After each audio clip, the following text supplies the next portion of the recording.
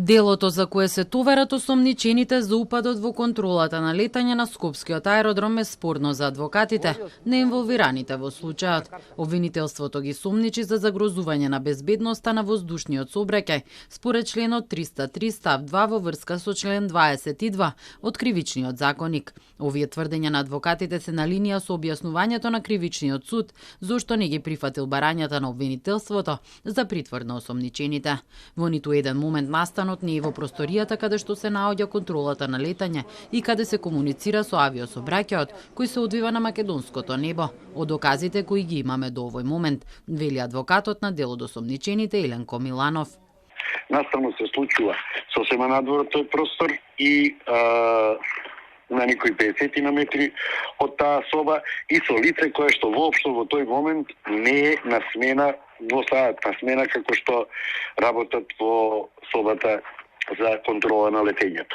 Со што во ниеден случај не можело да биде нарушен воздушниот или безбедноста на воздушниот сообраќај над Република Македонија. Не само што ова кривично дело не може да обстане, туку и обвинителството воопшто не требало да ги сомничи за загрозување на безбедноста на воздушниот сообраќај, додава и адвокатот Асмир Али Спахиќ, кој исто така брани еден од осомничените.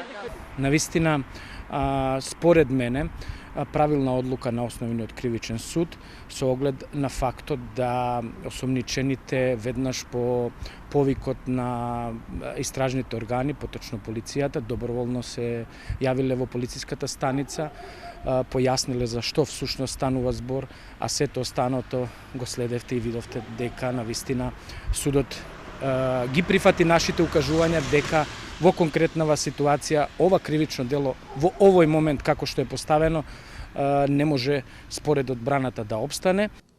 Нема цврсти докази за определување на други мерки освен оние за предпазливост, смета адвокатот Али Спахиќ, и евентуалното враќање на работа во МНФ на осомничените нема да влијае на истрагата.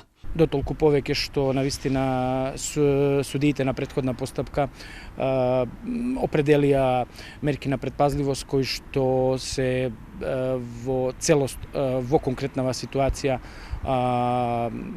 компатибилни со работните места на одредени осомничени. Сметам дека осомничените во целост ќе ги почитуваат мерките на предпазливост, истите во целост и ќе се бидат достапни за истражната постапка која што ја води јавното обвинителство.